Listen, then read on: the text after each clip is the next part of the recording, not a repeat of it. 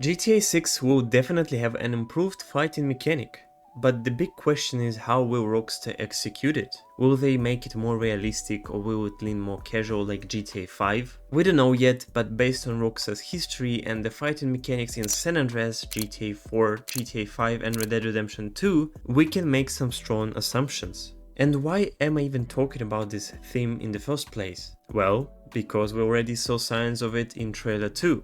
Jason was shown brawling outside the Starlight Motel, slamming a guy against the car, and that didn't look like a cinematic. It looked like something we'll actually be able to perform in game. Lucia was also shown in a fight club, trading blows inside a cage with a cheering crowd around her. Plus, we know from her backstory that Lucia's father taught her how to fight from an early age.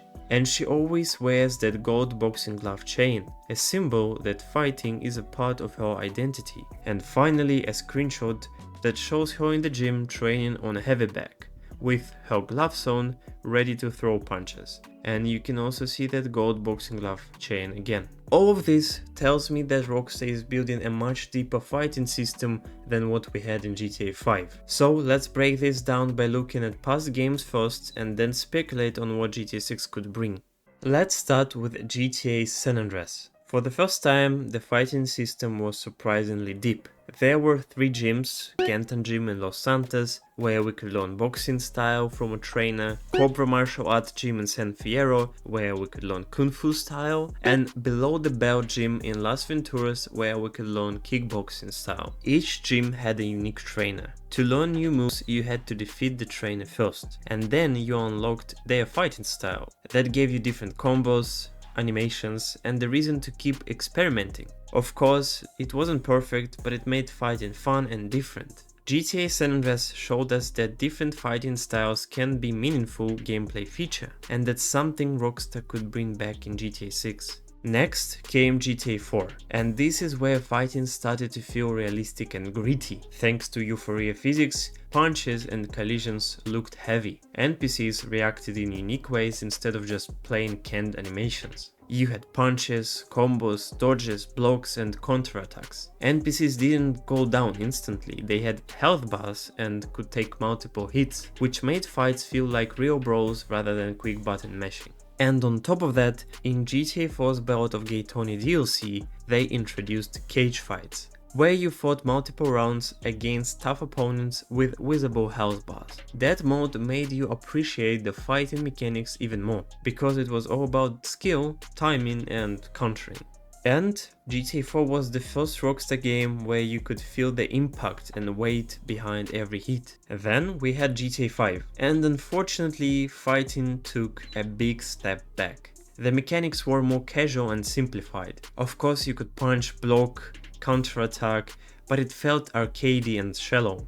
NPCs went down in a few hits and fights rarely felt challenging or memorable. Just think of yourself running behind an NPC, you push a button to hit and magically you are right behind him. You basically teleport behind him. It doesn't make any sense. And they made such fighting mechanics for GTA 5 to fit the overall tone of GTA 5. Bright, flashy, over the top compared to GTA 4. The fighting system felt like a big downgrade. There wasn't much strategy, no variety of styles and very limited animations.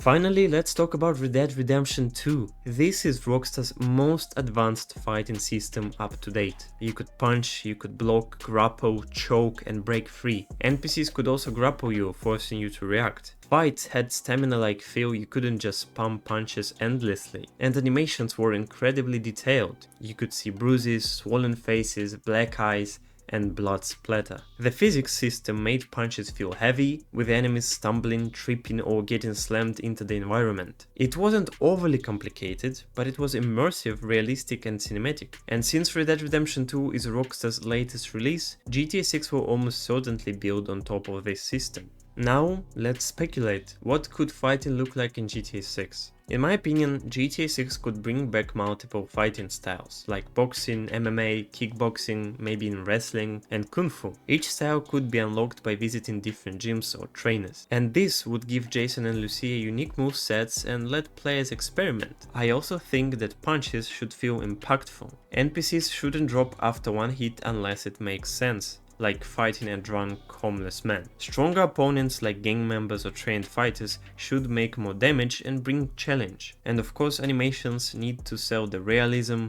with stumbles, falls and visible damage. And they should definitely borrow from Red Dead Redemption 2. GTA 6 should let you grapple, throw and fight on the ground. Imagine slamming someone into a car, tackling them into the dirt or finishing them with a knockout punch. And to avoid just spamming attack button, GTA 6 could introduce a light stamina mechanic. If you punch too much and often, your swings would slow down. If you block too long, you risk getting overpowered. Of course, it shouldn't feel like UFC game, but just enough to make fights tactical and more realistic. Another thing that I thought of could be a stretch, but fighting in different places should feel different. I mean that in a bar you could smash bottles over someone's head, in an alley you could slam them against dumpsters, and in a cage fight the environment itself should matter, like bouncing opponents off the fence. And of course, once again, we should have bruises, swelling, blood and closing damage, they should all appear. Maybe even have NPCs limp or hold their ribs after a beating, which they actually did in GTA 4.